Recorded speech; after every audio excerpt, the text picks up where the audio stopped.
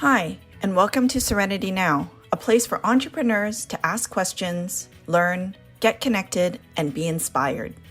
Join us as we talk about all things business and the search for the ever-elusive Serenity Now in both business and personal life. In this episode, we have Community Futures Fraser Fort George discussing a new program, Leap for Women in Business. I love the name of your new program because it really follows suit on a leap. Is it a leap of faith, a leap in confidence, a leap in risk? It just stands for all of it. This program was created just before the COVID pandemic and encourages women to grow and achieve their career and business goals through workshop and networking. How did they manage the program when the pandemic hit? I think I was through the second module and that's when it happened. And so we just moved on to virtual and we did the workshops, and that particular workshop was very successful. And how did participants respond to this change? There was an intimacy that was built because, they could have their glass of wine and have their cat on their lap and have their cuddly blanket. So what I found was that there was a real depth of sharing. Pretty good timing for what was to come. The lack of confidence in the business community, period, from this pandemic, it's almost like this program was designed and launched just in time to be able to support so many women going through career changes, looking at that and having the confidence to be able to execute on building out a business or looking into creating a business. Community Futures works with businesses to cover funding needs too. Learn about how this story panned out. They came in our door in a little bit of a panic because the bank had said, oh yes, well, this shouldn't be a problem.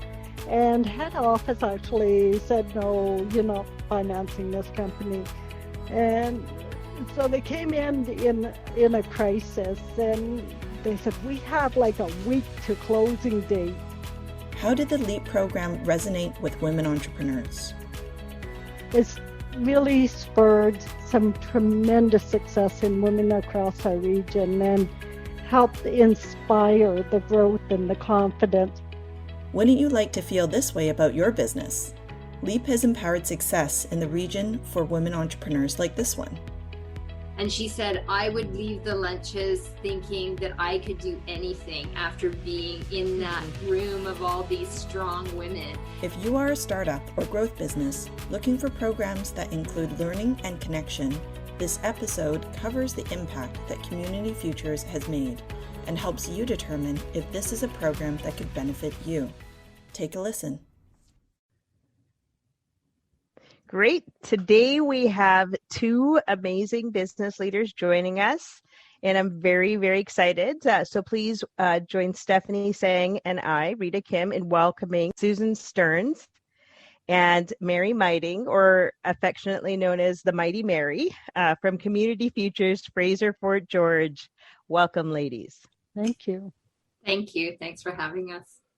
Yeah, no, this is going to be a fun episode. So let's learn a little bit more about each of you and what is Fraser Fort George? I'm sure a lot of people are already asking that question, trying to figure out where are we in this world. So Susan, I'm going to have you lead it off. Please share a little bit more about your background and how did you land at Community Futures Fraser Fort George? Wonderful. Thank you, Rita. Fraser Fort George is right in the center of British Columbia, basically. So we're sitting based north of Quesnel. We went up to Mackenzie, over to the Alberta border to Valemount, and back out to Clucas Lake. And what brought me to this area? Community Futures, actually. I lived before in an area that was about 2.5 hours west of Prince George, which is the head office for the Fraser Fort George Community Futures. I used to give the manager out that way a hard time that he needed to retire because I wanted his job. Well, little did I know he stayed around, so I had to leave. So that is exactly why I came to Prince George, was Community Futures was calling me, and it was a passion that I just really wanted to go for. Thank you, Susan. And Mary, why don't you let us know how you got started with Community Futures? Was it also a calling just like Susan? Were you trying to get rid of someone to get a seat, or? No, I'm actually after her job, but she's not going to retire. She told me she's going to die in that chair, so I'm going to probably have to move too. No, we joke about that. It's not true, though. Well, I shouldn't say that. I probably would move to the Okanagan if I was allowed to. What brought me back to Prince George? Well, I spent 12 years in South Africa, actually not earning any income. So when I came back to Canada, I had to come back to my hometown and be amongst my family. And plus it was a very emotional time over there. It's you get into some burnout just with the poverty fatigue. And so I just needed to come home to Canada and be in a place where we have enough. And that's a really good feeling to come back to Canada and finding, I was actually struggling a little bit to find work here because I also am a bit of a serial entrepreneur, and having spent 12 years building a charity, somehow that doesn't compute to an actual work experience. And so, I had some troubles, and even being in Prince George and being, it's a very resource focused town, city. And so, I thought I struggled to find a place. And so when I actually took over maternity leave for one of my current colleagues and stepped into the role as project coordinator, and it was a great fit because I had that business background and also had run projects in terms of, doing things within the charity, fundraising and events. And okay, they were all for children, but, it's the same, right? Women, children, you just run the event. So yeah, that's how I found myself back in my hometown and landed well at Community Futures for sure. Amazing. I love these type of stories because it really shows you never know where your career will take you. You go from Prince George to South Africa, or Susan, you're eyeing somebody else's seat and they're not moving, so we're going to go here. So never say never is a lesson that I learned very early on in my entrepreneurship. What I'm really interested in learning is about Community Futures and the work that you do. We are chatting with a few of your colleagues, and so we would love to learn a little bit more about your particular location and the programs within it. Maybe Susan, give us a brief overview of what Community Future does. Well, we were formed in 1986 when there was a huge economic downturn in the economy, and rural Canada was hit really hard. And the intent of it was to spur economic development through business development. The government at that time put in for Community Futures Fraser Fort George, we received right around $800,000 for loan money and some operating money. Little did they know that we were going to turn that $800,000 into over $6 million 30 years later, and actually have a portfolio that we could operate off of. So we do loans up to $150,000 to support businesses at any life cycle of their business, right from startup to somebody wanting to buy a business, or whether they need to pivot or expand and grow. We also support through one-on-one business coaching and helping work through some of the challenges that businesses can have. And of course, we can't forget, we celebrate with them as well. So it's not all about challenges, it's about celebration too. Absolutely. And then 100%. the other piece, and then the other piece that we do is really projects, right? But we filter the projects through the lens of what is it that we can do to spur or stimulate business. So we don't just go, oh, we're going to do a project. It's all about research development and helping businesses grow and develop and move forward. So when there was an opportunity, for example, for the LEAP project, and Mary was the coordinator, I said, hey, let's write this proposal, and started shaping up what women in, what it would mean for women in business across our region and even across the north.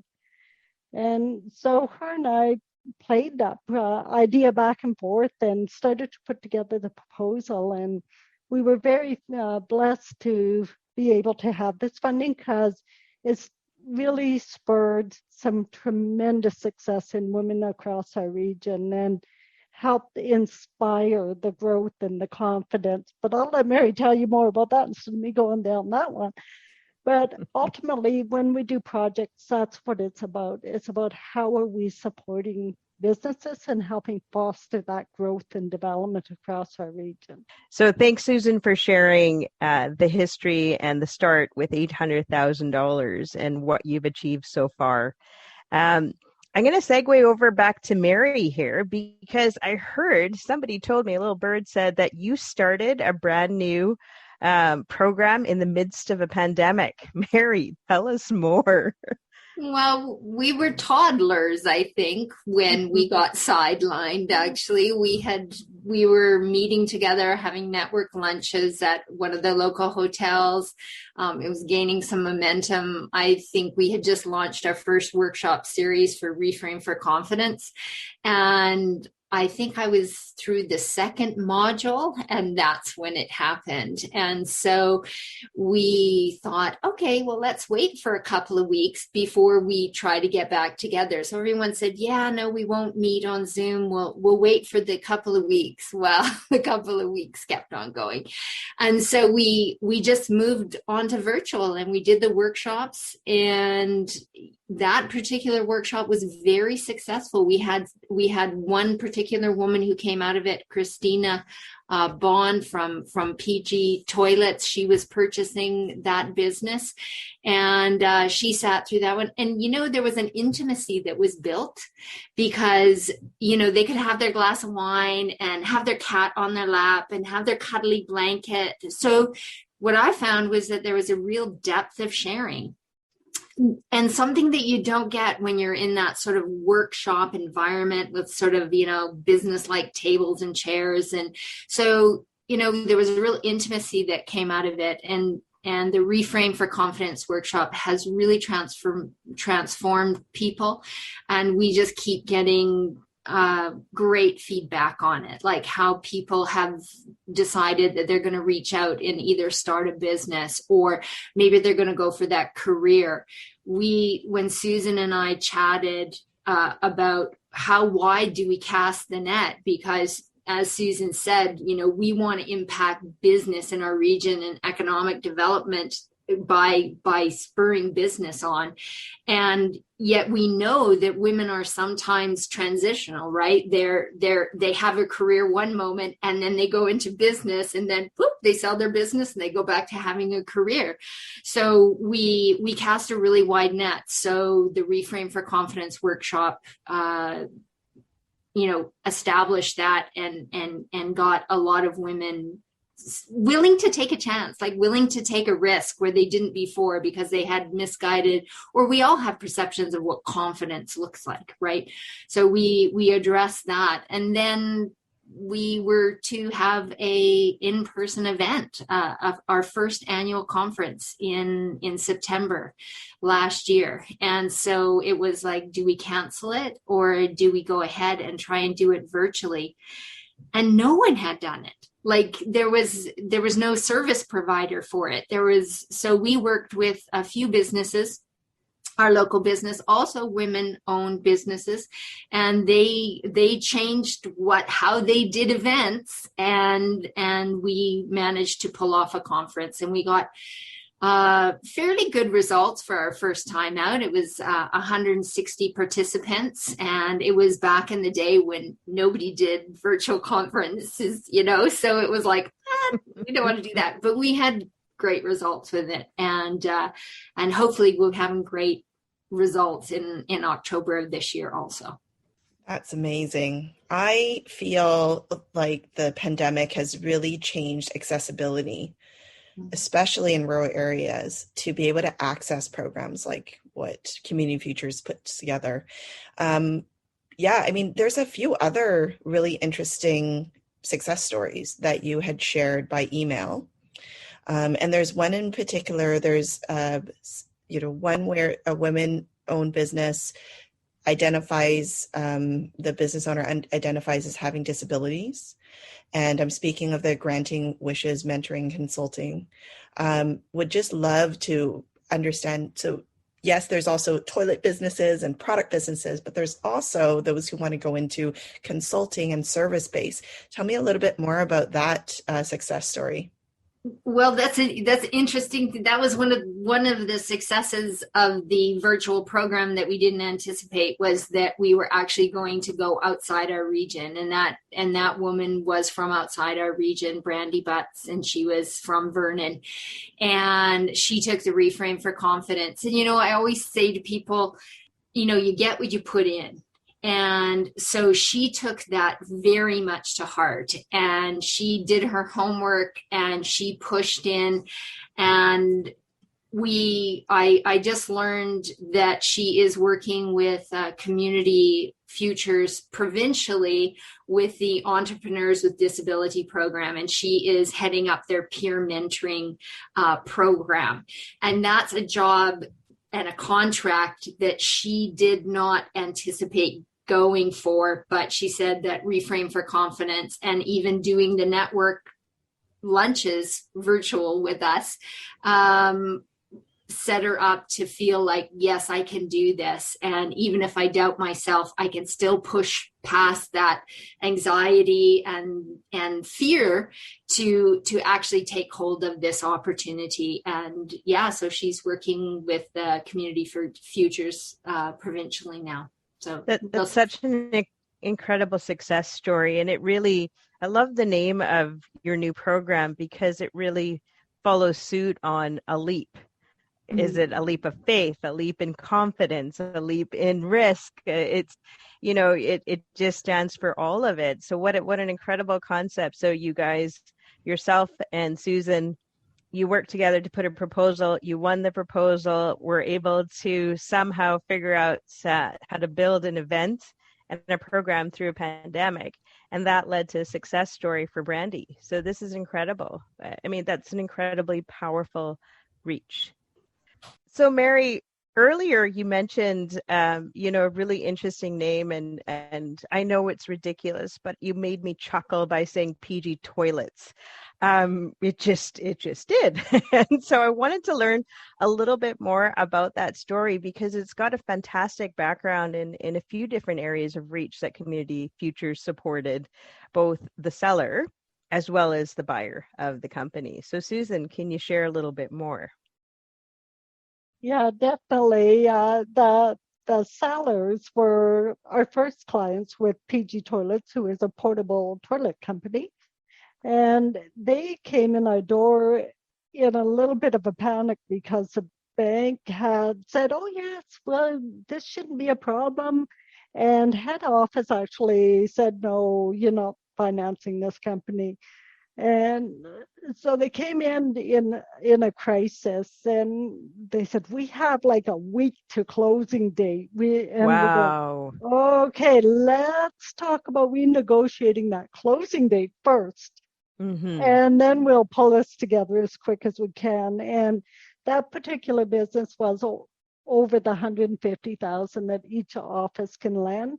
So what it meant is our office said, okay, we'll be the lead Community Futures. We got in touch with some of our other fellow Community Futures, and we pool our money together to make it enough for one loan. So they deal just with one office. And that's incredible. Yeah. Susan, sorry, I just wanted to jump in there really quick. After working with many business owners and financing buyers, and it does happen. That 11th hour situation does happen more often than not, and I'm so happy that you were there for them as that backup, as that resource, and maybe others may be able to turn to you and say, let's make sure we put community futures in the mix next time. So, and I really love how you guys were entrepreneurial in collaborating with other future with community future branches as well to be able to get what needed done. I think the key though is you being the point of contact, that first and only relationship that they had to manage or deal with. It just makes it much easier for them to deal with one instead of having to try and figure out multiple contacts. Mm-hmm. So we do coordinate quite well right across British Columbia. So, and pooling our funds for loans. That particular business ended up buying another portable toilet company out in our neighboring community and continued to grow. And then Christina Bond come on as their manager is how she was introduced to PG Toilets. And when the Awesomes wanted to sell, they approached Christina and she came in and said they both parties sat down with us and said, we want to make a deal and make this work through Community Futures. So Christina worked her way through the process and with the support of ourselves and the seller and, the arrangements were made. During that time, I believe that's when Mary met Christina through the LEAP program. So without the LEAP program, I think Christina may have sometimes went, oh my gosh, this is too much. But it all started to work out. So I'll let Mary tell you a little bit about the LEAP program and how that filtered into the PG toilet story. Yeah, Christina actually gave me some feedback when I asked her how had the, because she participated in the LEAP network lunches, and she said, I would leave the lunches thinking that I could do anything after being in that room of all these strong women. And then after doing Reframe for Confidence, she just said, I knew that when, we hit a bump, that it, I could still press forward. I didn't just, lose confidence in the process. And so that's how LEAP assisted unknowingly at the time, because I knew she was in the midst of purchasing, but I didn't know the difficulties that she was going through or how LEAP was really affecting her. But yeah, she really rallied and and now she's a proud owner and you guys have seen the video of her moving those toilets around and stuff. Like, she's incredible, right? And she's so pretty and so petite, and then she just wrestles this toilet. She really was wrestling those toilets. I think you guys need to give her some more funding so that she can use something else, like a mechanical tool to help her lift and maneuver that versus, her sheer muscles. So one thing that I will say is things happen for a reason. And the lack of confidence in the business community, period, from this pandemic, it's almost like this program was designed and launched just in time to be able to support so many women going through career changes, looking at that and having the confidence to be able to execute on building out a business or looking into creating a business or pivoting a business. And so I really wanted to thank both Mary and Susan to come on tonight and chat with us about this. Is there anything that, any events that are coming up that you might want to just mention, as well as tell us a little bit more about the next cohort that women who are probably listening or those who know of someone who could really use a program like this could look into? Yeah, so you can go to our website and check out the Leap for Women in Business page. We have a Reframe for Confidence workshop starting on July 7th, and we have found that it's very successful to be done an hour and a half over a lunchtime. So it's just an extended lunch, and we do it for 8 weeks. And we found that a lot of women can fit that into our schedule rather than 2 full days. And so we have that coming up. And then we have our second annual LEAP conference, and that will be October 26th, 27th, 28th. And this is a bit of a spoiler, but Manjeet Minhas is going to be our keynote on Thursday. And it's going to be a great session. And we hope that we've had people come all the way from Montreal and Toronto to our network lunches. So we're hoping that anyone in Canada that wants to come to our conference will be able to attend because, well, it's all virtual. Just so everyone knows, our website to visit is cfdc.bc.ca. Amazing. So we'll put those resources in the blog portion of this episode. And I assume that if you miss this cohort that happens in July, there will be another one that will be happening after that into the fall and on and on. And so please stay on top of that and make sure. Mark your calendars also for the conference. I know I'm very interested in listening in and perhaps joining into that as well.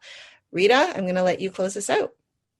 I just wanted to say thank you again. Mary and Susan, I've had a chance to get to know you both now. You are true, passionate, inspiring entrepreneurs that are actually funneling all of your passion and energy into supporting the growth and needs for the entrepreneurs in your area. So without knowing, it sounds like you guys are shining an incredible light in your area. So keep shining that light. And thank you again for coming on. Thank you for having us. Thank you. The pandemic presented some significant challenges in rural areas, particularly for women entrepreneurs. We hope you enjoyed this episode where we focused on resources like the LEAP program. Maybe you know someone who could benefit from this podcast. Please share it with your business community, and perhaps it can give an entrepreneur some serenity now.